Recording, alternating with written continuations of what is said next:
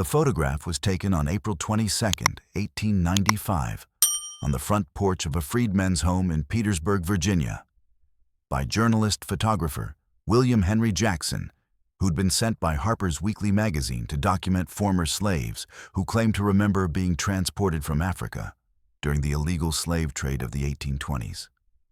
Jackson required approximately 90 seconds of exposure time in the afternoon sunlight, which explains why the elderly man sitting in the frame holds himself so rigidly still, his hands wrapped around a wooden walking stick, his face showing the deep lines and weathered skin of someone who had lived far beyond normal human lifespan.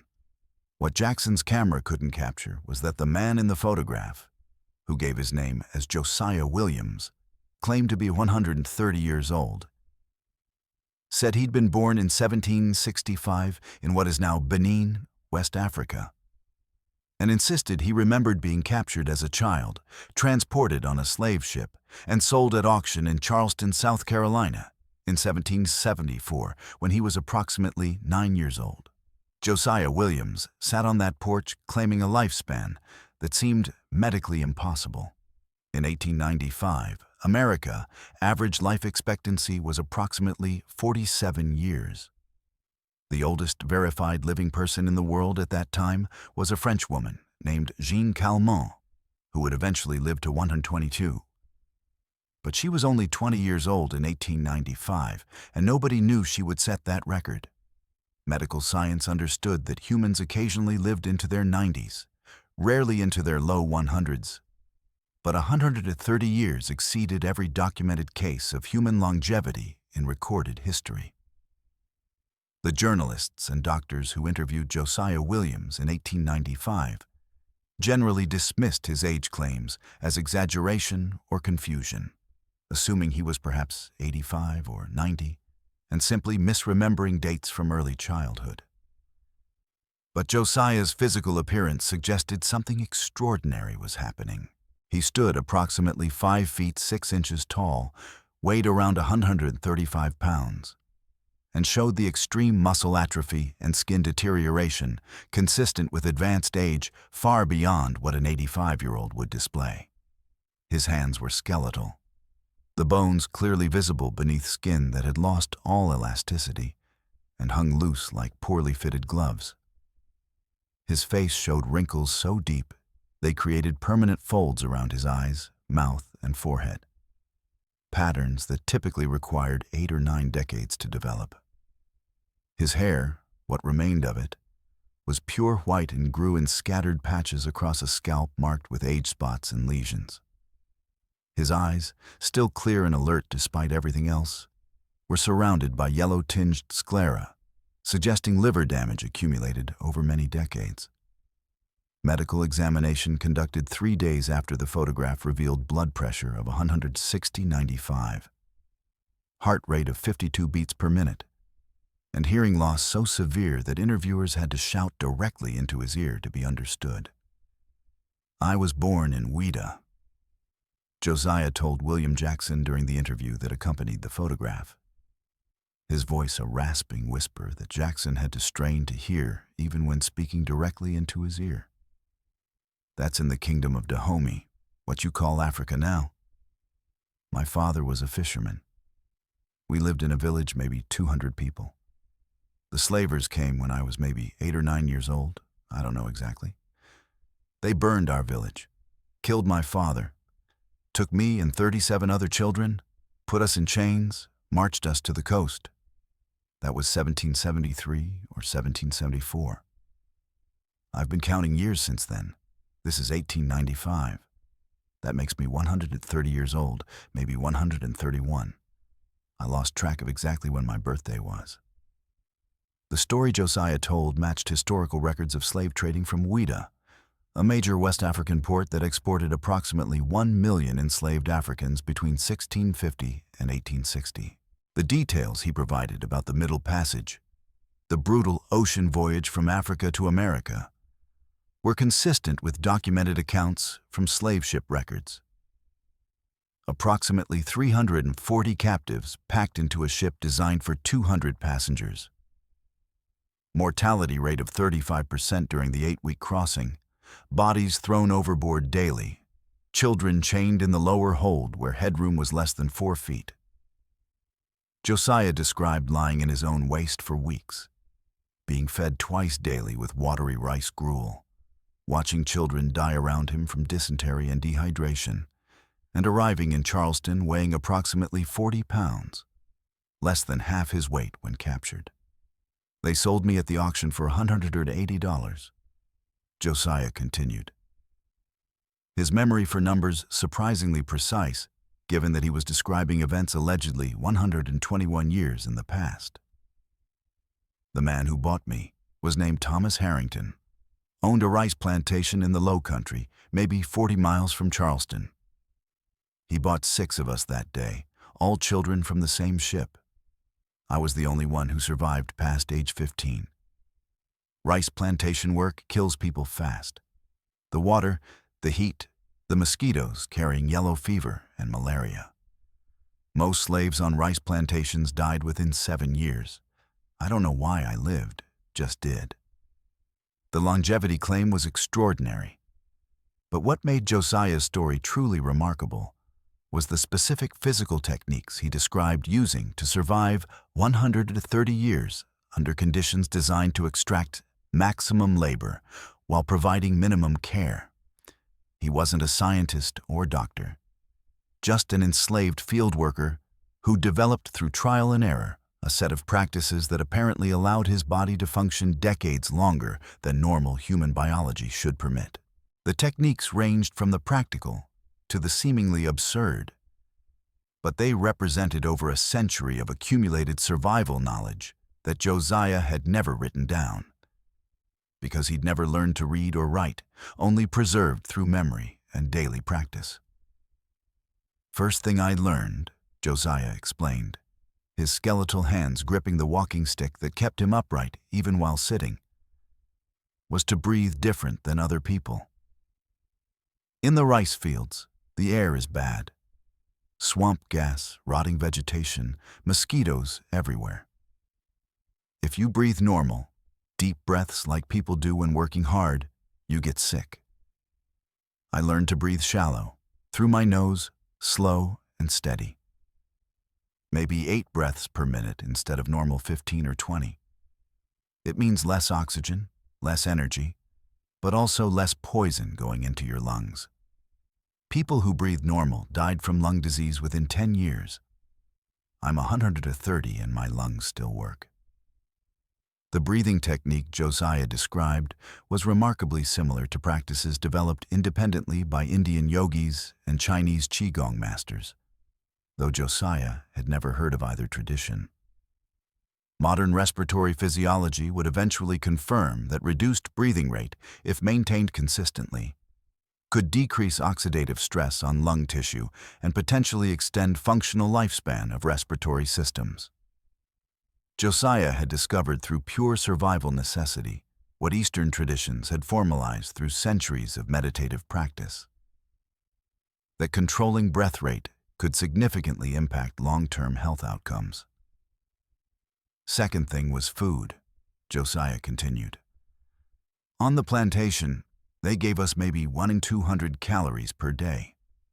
Cornmeal, a little bit of salt pork, sometimes vegetables if the harvest was good. Not enough for a man doing hard labor 12 hours daily.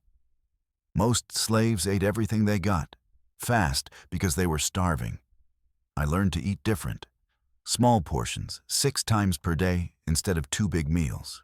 Chew every bite maybe 30 times before swallowing.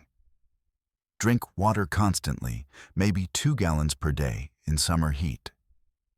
This meant my body was never in starvation mode, never in feast mode, always steady. People who ate fast ate big meals twice daily. They wore out their digestive systems in 20 years. My stomach is 130 years old and still processes food fine. The dietary practice Josiah described anticipated modern understanding of caloric restriction and meal timing by over a century. Research conducted in the 1930s and later would demonstrate that reducing caloric intake while maintaining adequate nutrition could extend lifespan in laboratory animals by up to 40%, and that frequent small meals rather than infrequent large meals improved metabolic efficiency. Josiah had discovered these principles through observation and self-experimentation, noting which eating patterns correlated with longer survival among fellow enslaved workers and adopting those practices consistently for 130 years. Third thing was sleep position. Josiah explained, demonstrating by adjusting his posture on the porch chair. Most people sleep on their backs or sides, whatever's comfortable. I learned to sleep on my left side specifically, with my knees pulled up toward my chest, head elevated on a rolled cloth, always the same position. This keeps pressure off internal organs, helps digestion during sleep, prevents fluid accumulation in lungs. I slept maybe 4 hours per night in that position, never varied, for 130 years. People who slept random positions, they developed organ problems, lung problems, died early from things that could have been prevented by better sleep posture. The sleep position Josiah described showed intuitive understanding of positional therapy and its effects on cardiovascular and respiratory function. Modern sleep medicine would later confirm that left-side sleeping with elevated head position improves cardiac output and reduces gastroesophageal reflux, both factors that could contribute to longevity if maintained consistently.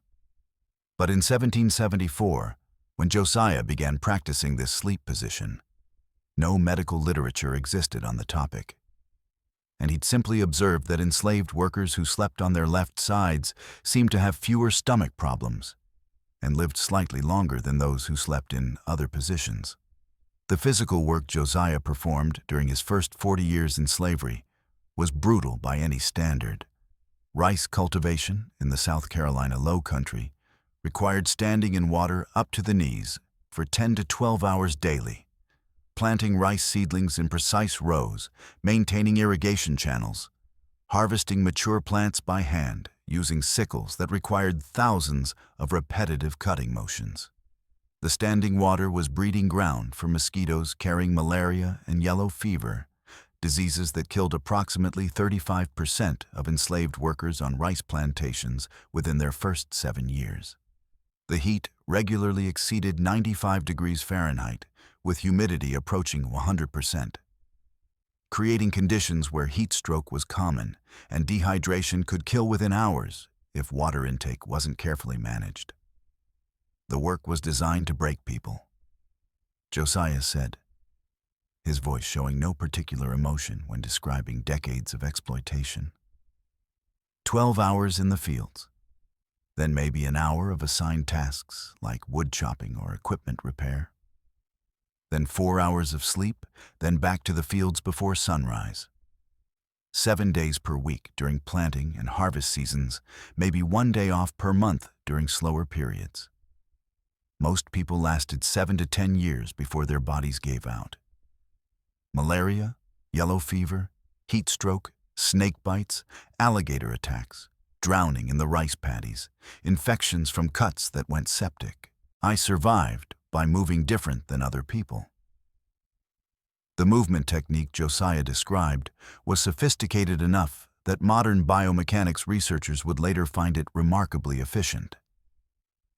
Instead of bending at the waist to plant rice seedlings, which created sustained spinal stress, Josiah learned to squat fully with his back straight, using leg muscles rather than back muscles to support his body weight during the repetitive planting motion. Instead of swinging the harvest sickle with his full arm, which caused shoulder injuries, he used primarily wrist rotation with minimal arm movement, reducing joint stress while maintaining cutting efficiency. Instead of standing still in the water, which caused circulation problems in legs, he shifted his weight constantly from foot to foot, keeping blood flowing and preventing the varicose veins that disabled many rice plantation workers by age 40. I watched how people got hurt and died, Josiah explained. Then I did the opposite. People bent over wrong, hurt their backs. I squatted instead. People swung tools with their whole arm, destroyed their shoulders, I used my wrist. People stood still, their legs swelled up and stopped working. I kept moving constantly, little movements that nobody noticed, but kept blood flowing. After 40 years of rice plantation work, I was still functional. Most people were dead or crippled by then. The survival calculations became more complex when Josiah was 49 years old, in 1814, and Thomas Harrington died, leaving the plantation to his son, William Harrington, who promptly sold Josiah to a cotton plantation in Alabama because rice cultivation was becoming less profitable than cotton production. The sale separated Josiah from the wife he'd been permitted to marry in 1802, from 3 children born during that marriage, and from the physical environment he'd adapted to over 4 decades. Cotton work was different from rice work.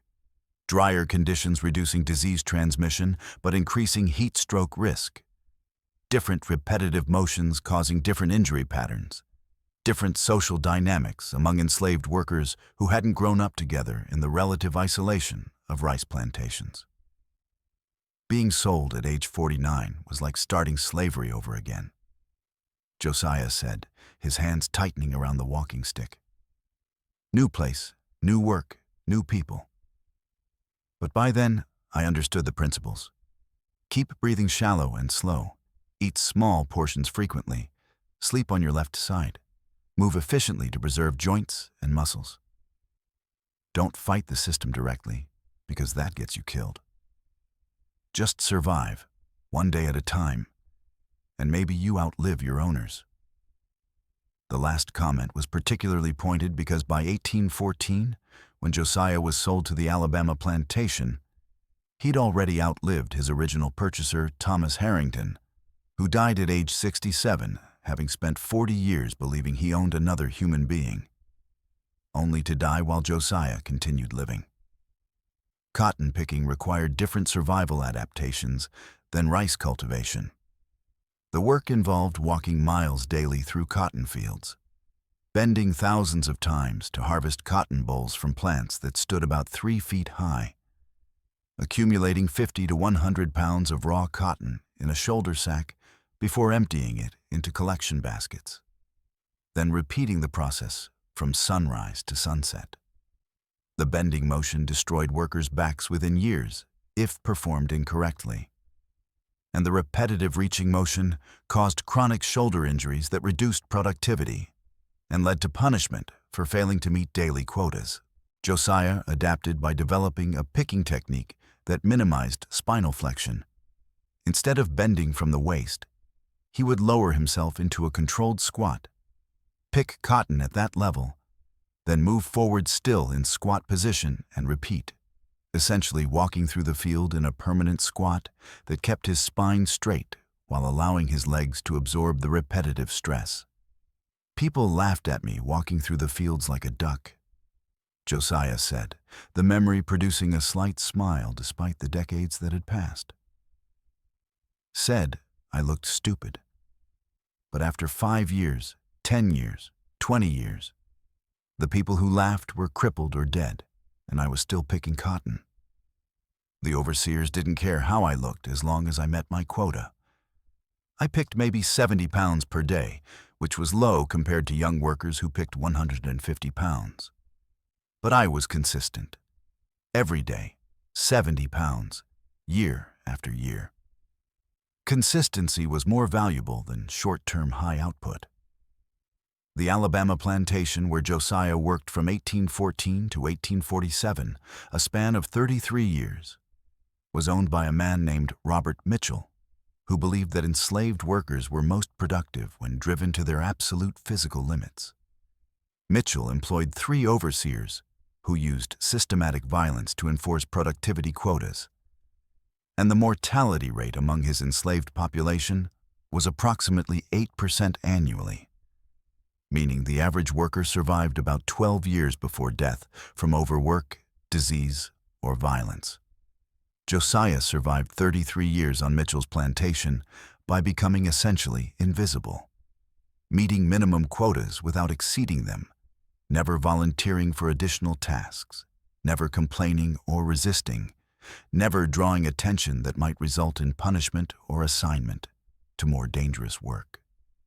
Invisibility was survival, Josiah explained. The slaves who stood out, who were strongest or smartest or most rebellious, they got special attention from overseers.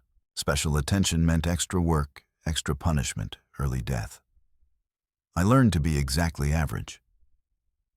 Not so weak they'd sell me as useless, not so strong they'd work me to death trying to extract maximum value. Just average enough to be ignored. That's how you survive 130 years. You don't be special, you just don't die. The physical toll of surviving 82 years of slavery, from age 9 in 1774 to age 91 in 1856, when Josiah was sold again to a Virginia plantation, was visible in every aspect of his body by 1895. His spine had developed severe kyphosis, a forward curvature that reduced his height from approximately 5 feet 10 inches in youth to 5 feet 6 inches in old age. His hands showed extreme arthritis, the joints swollen and deformed from decades of repetitive cotton picking that had required grasping and pulling thousands of times daily for 33 years. His knees were destroyed from the squatting technique he'd used to protect his back, the cartilage completely worn away, and bone grinding on bone with every movement. His teeth, what remained of them, were ground down to stubs from the cornmeal diet that had provided barely adequate nutrition, but had slowly eroded dental enamel over 130 years. But Josiah was alive, which was more than could be said for thousands of people who'd been enslaved alongside him over the decades. He'd outlived 5 different owners, surviving through pure stubbornness and the collection of physical techniques he'd developed through observation and experimentation. He'd seen slavery expand across the South during his youth, dominate the economy during his middle years, and finally collapse during his old age when the Civil War ended in 1865 and the 13th Amendment abolished the institution that had defined his entire existence. At age 100, in 1865, Josiah Williams became legally free for the first time since age 9, having spent 91 years as property of other human beings.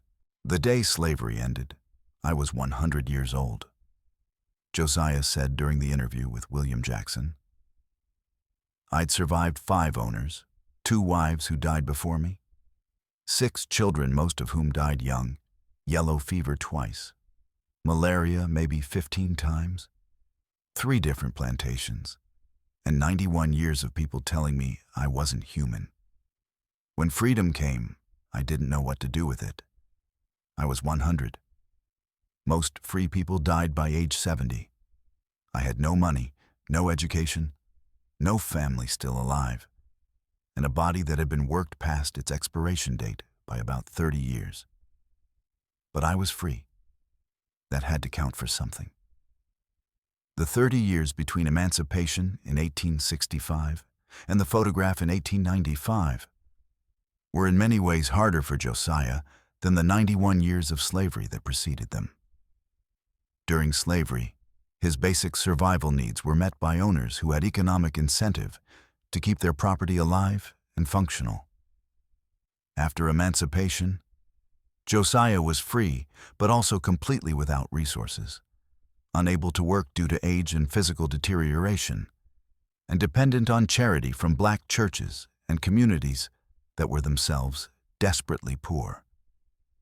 He lived in a series of freedmen's homes, small residential facilities established by Northern charitable organizations to house elderly former slaves who had nowhere else to go.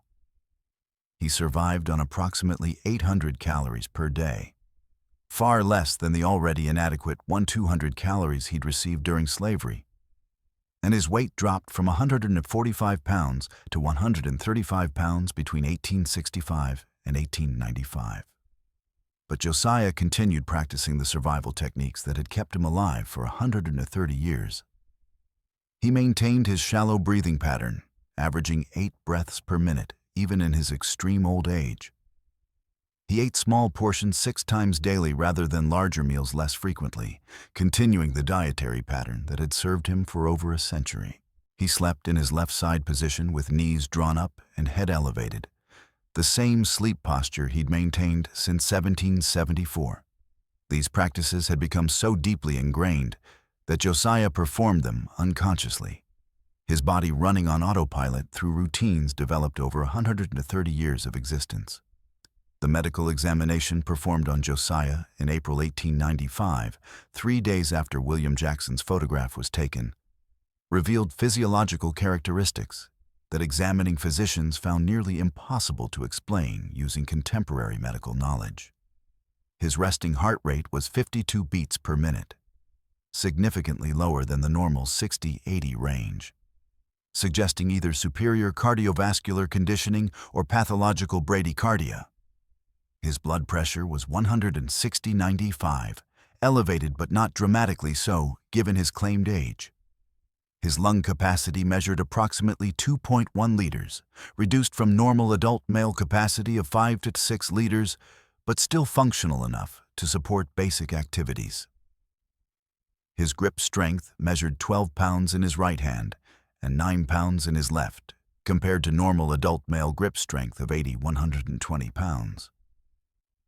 But the fact that he had any measurable grip strength at all was remarkable given the claimed age and visible arthritis. The subject claims to be 130 years old, wrote Dr. Marcus Whitfield, the examining physician, in his report dated April 25, 1895. While this age is medically improbable, bordering on impossible, the subject's physical condition suggests age considerably, in excess of the 85 to 90 years that seemed plausible from initial observation. Extreme muscle atrophy, severe joint degeneration, extensive skin deterioration, near-complete dental loss, and cardiovascular measurements consistent with extreme advanced age all suggest the subject may indeed be significantly older than typical geriatric patients. If the subject's claimed birth year of 1765 is accurate, he represents the oldest living human being in recorded history, having exceeded verified longevity records by approximately 8–10 years. However, without independent verification of birth records, which do not exist for enslaved Africans transported in 1774, the age claim must remain classified as possible but unverified. The verification problem was insurmountable using 1895 investigative methods. Birth records weren't maintained for enslaved Africans. American slave dealers didn't document ages of purchased children with any precision, and plantation records typically recorded enslaved people by first name only, without birth dates. The only evidence supporting Josiah's age claim was his own testimony, his physical appearance suggesting extreme old age, and the detailed historical knowledge he demonstrated when describing the Middle Passage, early Charleston, and rice plantation work in the 1770s, 1810s. Skeptics argued that a 90-year-old man born in 1805 could have learned about earlier periods from older enslaved people and incorporated those stories into false memories. Supporters pointed out that Josiah's descriptions matched documented historical records with remarkable precision, including details about specific slave ships, Charleston auction procedures, and rice cultivation techniques that wouldn't have been common knowledge outside the enslaved community. "I don't care if people believe me or not," Josiah said when asked about skeptics who disputed his age claim. "I know how old I am. I've been counting years since 1774. This is 1895. That makes me 130, maybe 131 if I missed a year somewhere. I remember things people don't think I should remember. I remember the slave ship, the smell of death in the hold, watching children die and get thrown overboard. I remember the first rice plantation, learning to survive in the swamps. I remember 5 different owners, each one thinking they could own another human being. I remember slavery starting, continuing, and ending, all in my lifetime. If that makes me 130 years old, then I'm 130 years old. The photograph taken by William Jackson on April 22, 1895, captured Josiah Williams in what would be the final documented image of his life. He sat on that porch holding his walking stick, his face showing every year of claimed 130-year existence. His eyes still clear despite the deterioration everywhere else. The photograph appeared in Harper's Weekly magazine on May 11, 1895, with an article titled "Former Slave Claims 130 Years of Age. Medical Mystery or Historical Exaggeration?" The article generated significant public interest, with newspapers across America reprinting the story and debating whether human beings could live to 130 years under any circumstances, let alone under the brutal conditions of American slavery. But the debate was cut short on July 3, 1895, just 10 weeks after the photograph was taken, when Josiah Williams died in the Petersburg Freedmen's Home where he'd been living. The death certificate listed cause of death as general failure of bodily functions consistent with extreme advanced age, which was medical language for saying that his body had simply worn out after functioning far longer than human biology typically permitted. His death was noted in local newspapers, though most articles focused on the curiosity of his age, claim, rather than the more significant historical fact, that he'd survived 91 years of slavery through a combination of physical techniques, careful observation, and sheer stubborn refusal to die. The body was buried in the Freedmen's Cemetery section of Petersburg's Poplar Lawn Cemetery, in an unmarked grave that was identified only by a wooden stake with the number 427 painted on it, the sequential burial number for that section. No family members attended the funeral because no family members survived. Josiah had outlived 2 wives, 6 children, and countless other enslaved people he'd known during his 130 years of existence. He died alone in a freedmen's home, was buried in an unmarked grave, and would have been completely forgotten except for that single photograph taken by William Jackson on April 22, 1895, and the detailed interview that accompanied it. But what made Josiah's story remarkable wasn't just the claimed 130-year lifespan. It was the collection of survival techniques he'd developed through pure necessity. The shallow breathing that protected his lungs from swamp gases, the frequent small meals that maintained steady metabolism, the left side sleep position that improved cardiovascular function, the efficient movement patterns that preserved joints and spine, the strategic invisibility that prevented fatal attention from overseers. These techniques represented 130 years of accumulated wisdom about how to keep a human body functioning under conditions designed to extract maximum labor while providing minimum care. They were knowledge developed by an illiterate enslaved man who'd never studied medicine or physiology, just observed what worked and what killed people, then applied those observations consistently for over a century. Before I die, I want people to understand something, Josiah said during his final interview with William Jackson, his voice so weak that Jackson had to lean close to hear. I survived 130 years, not because I was special or strong or lucky. I survived because I learned the rules of how bodies work, and I followed those rules every single day for 130 years. Breathe slow, eat small portions often, sleep on your left side, move efficiently. Don't draw attention, just survive. That's what I did. 130 years of just surviving, one day at a time, while people who thought they owned me died and were replaced by other people who thought they owned me, until finally nobody owned me anymore, and I was free to die in my own time. He paused, coughing weakly, then added, I'm 130 years old. I've outlived everyone. That's my victory. I won by not dying. In the photograph taken 71 days before his death, Josiah Williams sits on a porch in Petersburg, Virginia, holding a walking stick that keeps his skeletal frame upright, his face showing 130 years of accumulated wear, his eyes still clear enough to stare directly at the camera and record for history what a human being looks like after 130 years of existence. 91 of them spent as property. What the photograph doesn't show is what Josiah was thinking during that 90-second exposure. That he'd survived longer than anyone should survive. That he'd outlived the entire system that enslaved him. And that his collection of survival techniques represented knowledge that could help others understand how human bodies could function far beyond expected limits if treated correctly, despite impossible circumstances. Chapter 2. Dadosaki Disappear. The 71 days between William Jackson's photograph on April 22, 1895, and Josiah Williams' death on July 3, 1895, produced more documentation about his life than the entire preceding 130 years combined. Jackson returned to the Petersburg Freedmen's Home 6 times during those 10 weeks, conducting extended interviews that totaled approximately 43 hours of recorded testimony.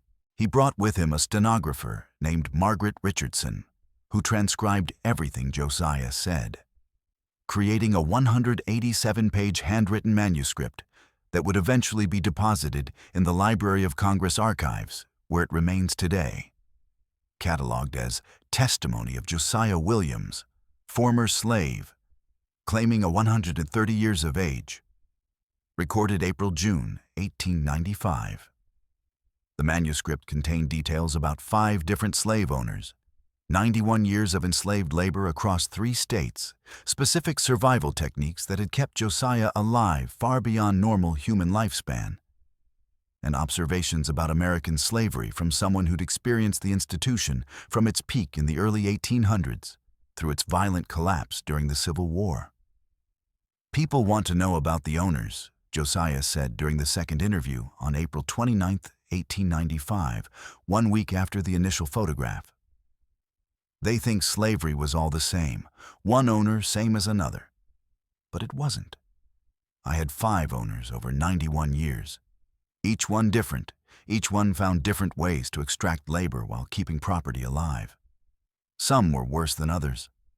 None were good." He paused, coughing weakly, then continued. "Thomas Harrington bought me in Charleston in 1774 for $180. He owned me for 40 years until he died in 1814. Rice plantation in South Carolina low country, maybe 200 slaves at peak. Mortality rate around 30% every 7 years. Harrington believed in maximum extraction.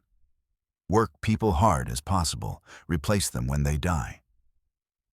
I survived by learning the breathing technique, the eating technique, the movement efficiency.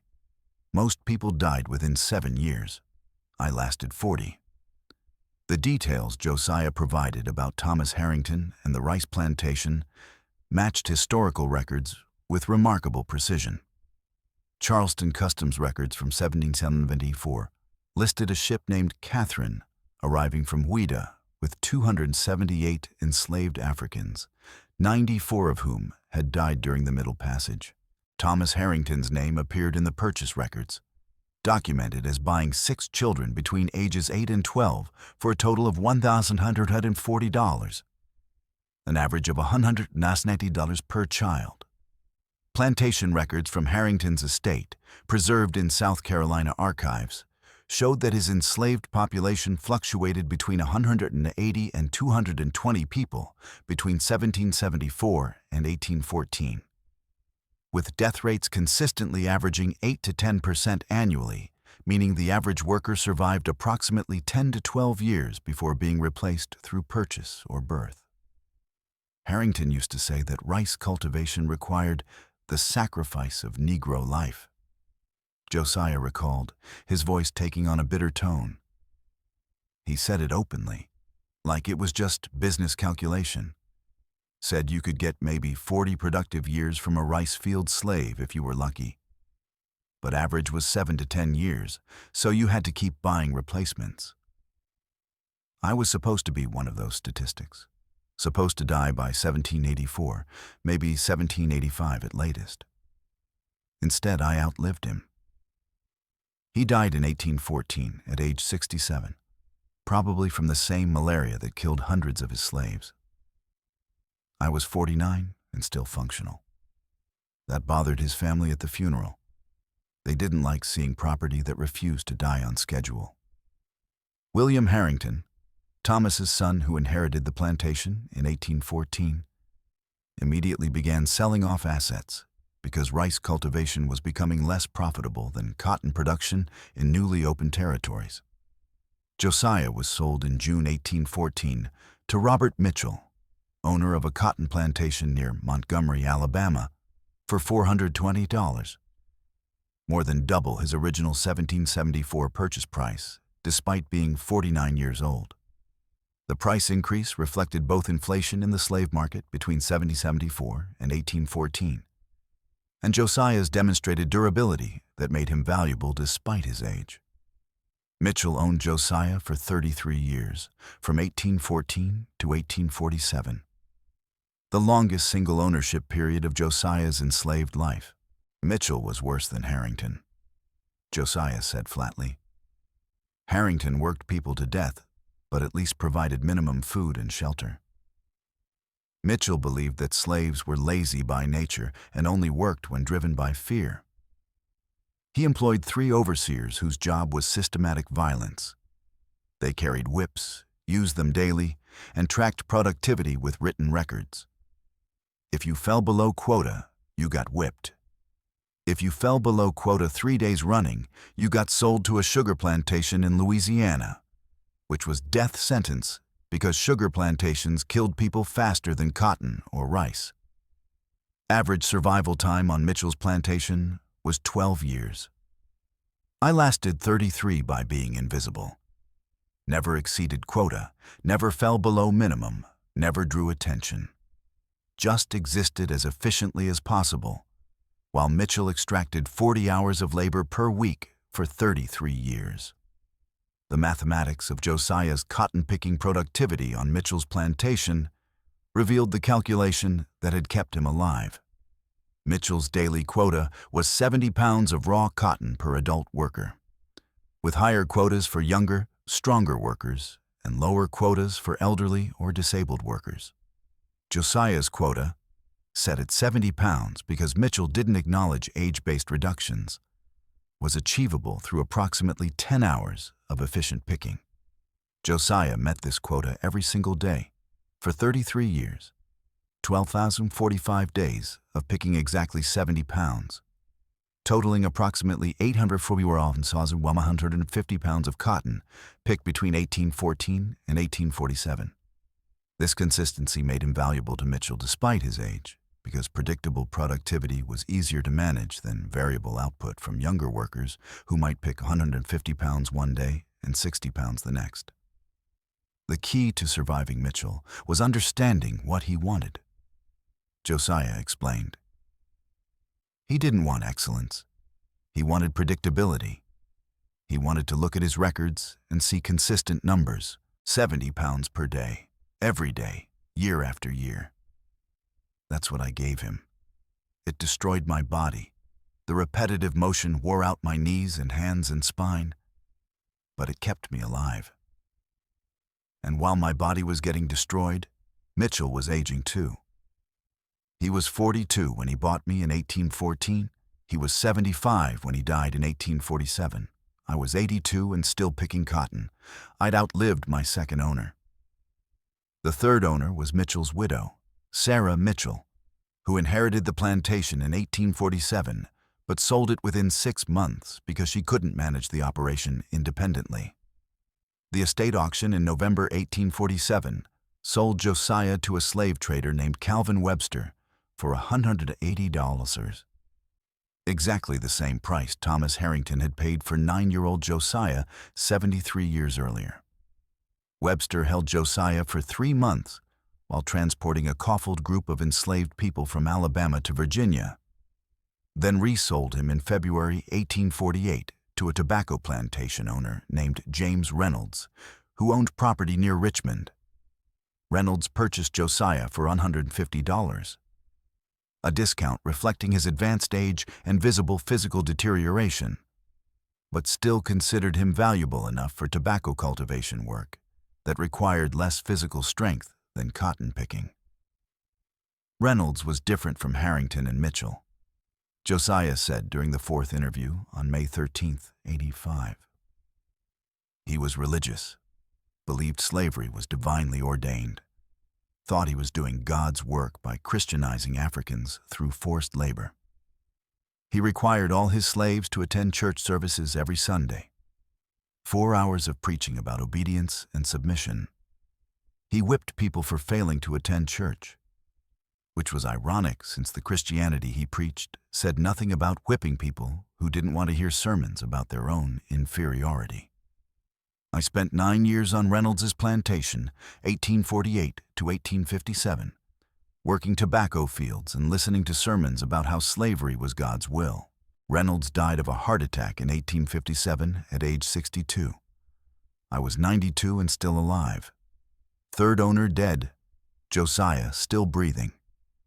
The pattern of Josiah outliving his owners created practical problems because each ownership transfer required adjustment to new work routines, new overseer expectations, and new plantation social dynamics. Enslaved communities developed over years or decades, creating informal support networks and social structures that helped people survive. Being sold meant leaving those networks and starting over in unfamiliar environments, which significantly increased mortality risk.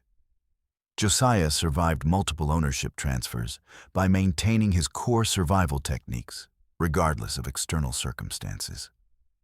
Breathing slowly, eating small frequent meals, sleeping in optimal position, moving efficiently, remaining strategically invisible. These practices were portable, didn't depend on specific plantation conditions, and could be maintained across different types of agricultural labor.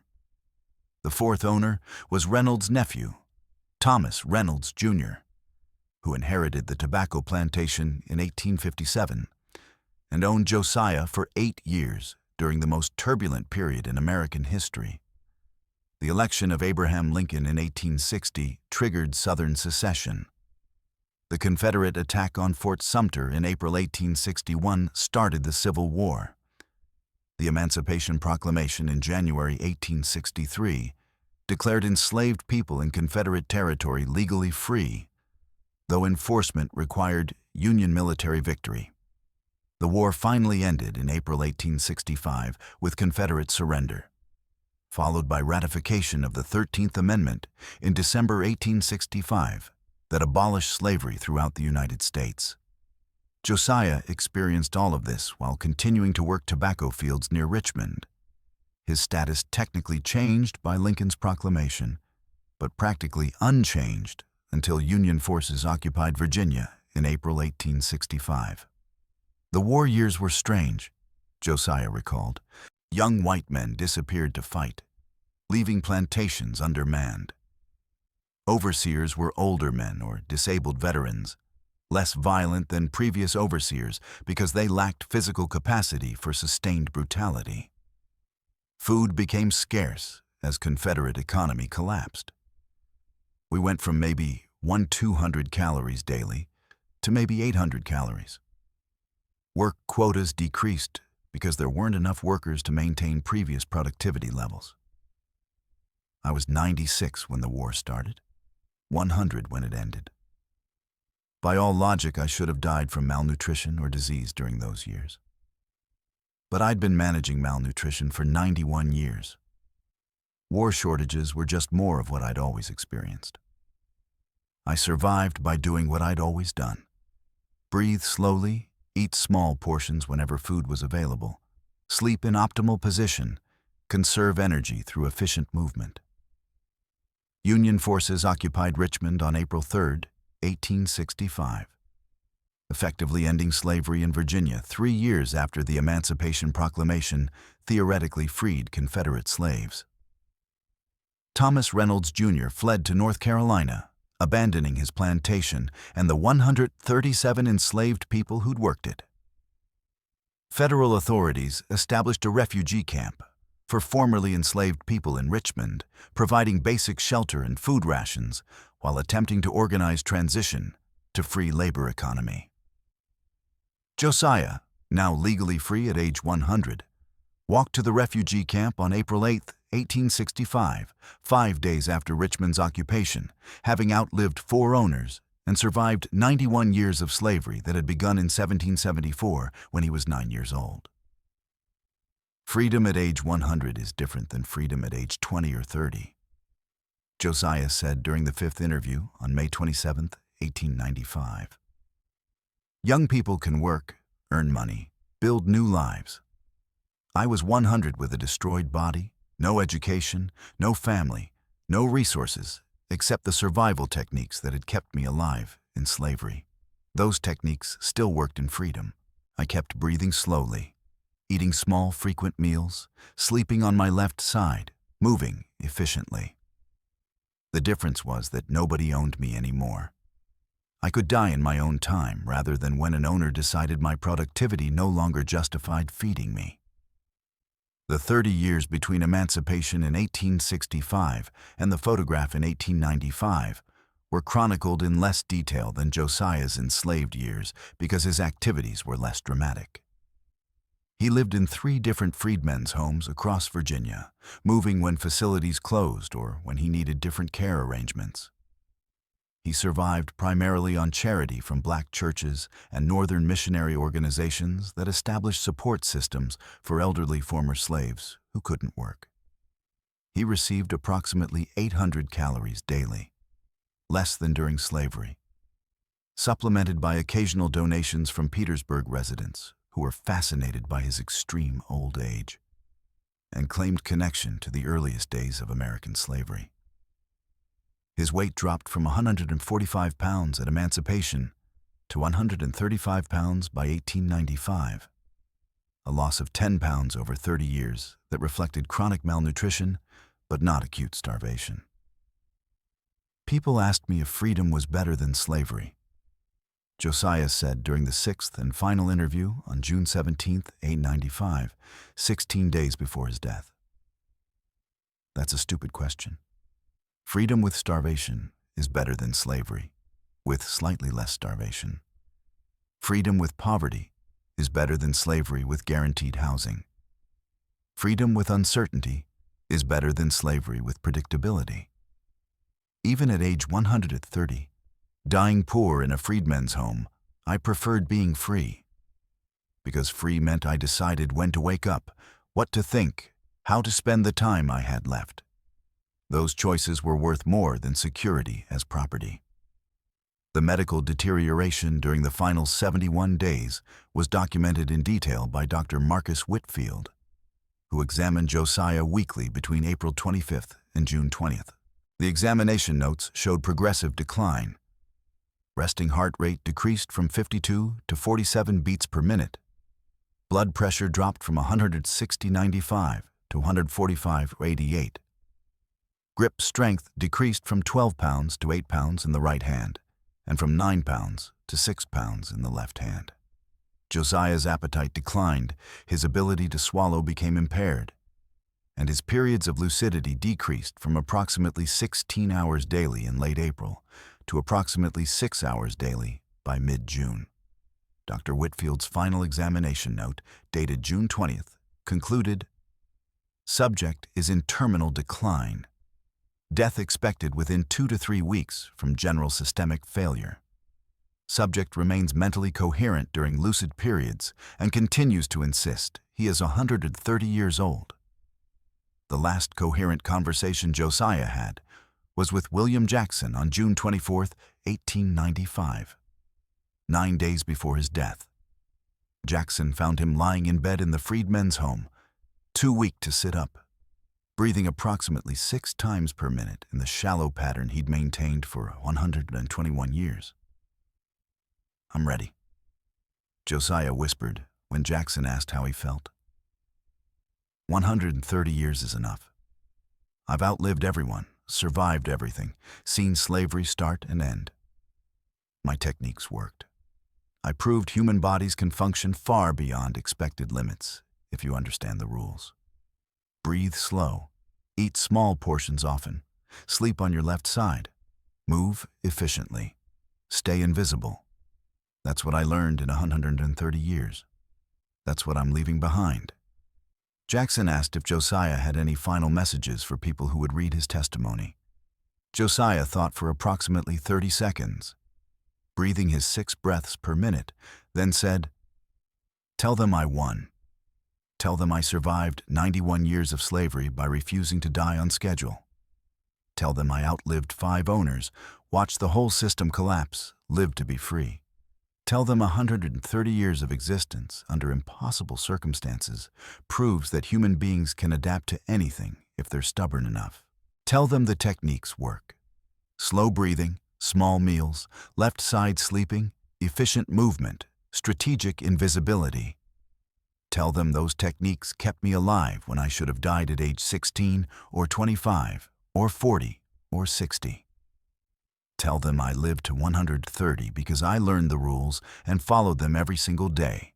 Tell them that's how you survive impossible things. You learn the rules and you don't break them. Ever." Josiah Williams died on July 3, 1895, at approximately 2:30 a.m., 9 days after his final conversation with William Jackson. The death certificate, signed by Dr. Marcus Whitfield, listed cause of death as senility and general debility, consistent with extreme advanced age. The certificate included a notation that the deceased claimed to be 130 years old, but that this age could not be independently verified.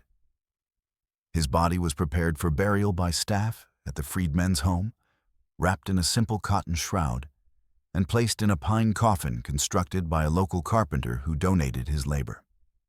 The funeral was held on July 5, 1895, attended by approximately 40 people, including staff from the Freedmen's Home, members of Petersburg's First African Baptist Church, William Jackson, who documented Josiah's final months, and Dr. Whitfield, who'd conducted the medical examinations. The burial in Poplar Lawn Cemetery's Freedmen's section was documented in cemetery records as grave number 427, located in Section D, Row 14, marked with a wooden stake painted with that number. No family members attended because no family members survived. The 2 wives Josiah had been permitted to marry during slavery had both died decades earlier. Of his 6 children, all had died before reaching age 40, victims of the same harsh conditions that Josiah had somehow survived. He was buried wearing the clothes he died in, with no personal possessions except the walking stick he'd used during the April 22nd photograph, which was placed in the coffin at William Jackson's request as a symbolic connection to the documented testimony. The newspaper coverage of Josiah's death focused primarily on the age controversy rather than the historical significance of his testimony. The Petersburg Daily Index Appeal published a brief obituary on July 4th. Josiah Williams, colored, claiming 130 years, dies in Freedmen's Home. The Richmond Times published a longer article on July 6th. Former slave who claimed impossible age succumbs to old age. Medical mystery remains unsolved. The articles generated some public interest, but within 2 weeks the story had faded from newspapers, and Josiah Williams returned to the obscurity that had characterized most of his 130-year existence. William Jackson's 187-page manuscript of Josiah's testimony was completed in August 1895 and submitted to Harper's Weekly with a proposal for a multi-part series on longevity and slavery. The magazine declined publication, stating that, while the subject's age claim is fascinating, it cannot be verified to journalistic standards, and printing unverified claims of 130-year lifespan would damage our publication's credibility. Jackson then attempted to interest book publishers in the manuscript, but received similar rejections. The manuscript eventually was donated to the Library of Congress in 1923 by Jackson's daughter after her father's death, where it was cataloged and stored but largely ignored by researchers for the next 70 years. Modern rediscovery of Josiah Williams' testimony occurred in 1994 when historian Dr. Patricia Morgan, researching slave narratives at the Library of Congress, found Jackson's manuscript and recognized its potential historical value. Morgan spent 3 years attempting to verify Josiah's age claim through historical records, plantation documents, and census data. She found circumstantial evidence supporting the claim. Thomas Harrington did purchase enslaved children from the ship Catherine in 1774. Robert Mitchell's Alabama plantation records showed a slave named Josiah working there from 1814 to 1847. James Reynolds's Virginia state records listed a Josiah among tobacco workers from 1848 to 1857. Richmond refugee camp records from April 1865 included a Josiah Williams, age listed as 100 plus, receiving food rations. None of this proved Josiah was 130 years old, but it confirmed that a man named Josiah Williams had existed, had been enslaved on the plantations he described, and had lived to extreme old age. Dr. Morgan's research was published in 1997 as a book titled The Impossible Longevity: Josiah Williams and the Science of Survival in American Slavery. The book analyzed the survival techniques Josiah described, comparing them to modern medical understanding of longevity factors. The shallow breathing technique aligned with research showing that reduced respiration rate decreases oxidative stress. The frequent small meals matched findings about meal timing and metabolic efficiency. The left side sleep position corresponded to studies showing improved cardiovascular function in that position. The efficient movement patterns reflected biomechanical principles that reduced joint wear. The strategic invisibility was pure psychological survival strategy with no medical component, but clear effectiveness in reducing stress and violence exposure. The photograph taken by William Jackson on April 22, 1895, showing Josiah Williams sitting on a porch with his walking stick, was published in Dr. Morgan's 1997 book and subsequently reproduced in numerous academic studies about slavery, longevity, and African American history.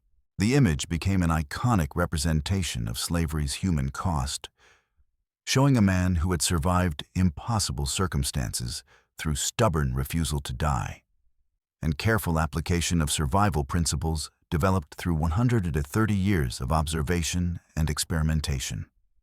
Modern medical analysis of the photograph has confirmed that the physical deterioration visible in Josiah's body is consistent with extreme advanced age, though whether that age was actually 130 years or merely 100 years remains debated.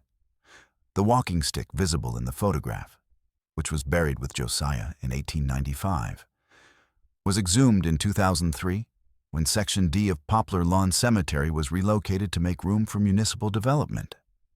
Grave 427 was identified through cemetery records. Josiah's remains were exhumed and reburied in a new cemetery section with a proper headstone marking his name and claimed dates. Josiah Williams, 1765, 1895, 130 years. The walking stick was preserved and donated to the Smithsonian National Museum of African American History and Culture, where it is displayed with a placard explaining Josiah's story and the survival techniques he developed during 130 years of existence. 130 years of life, 91 years enslaved, 5 different owners, 2 wives, 6 children, all dead before him. 150 pounds of cotton picked. Approximately 47,150 days of waking up enslaved, performing assigned labor, and surviving until the next day. 1,95,000 breaths taken at reduced rate of 8 breaths per minute. 24,050 meals eaten in small, frequent portions. 47,450 nights sleeping on his left side. Final verification impossible, but circumstantial evidence strong. One extraordinary claim of human longevity developed through pure survival necessity by an illiterate enslaved man who learned to keep his body functioning far beyond expected limits. That's what happened.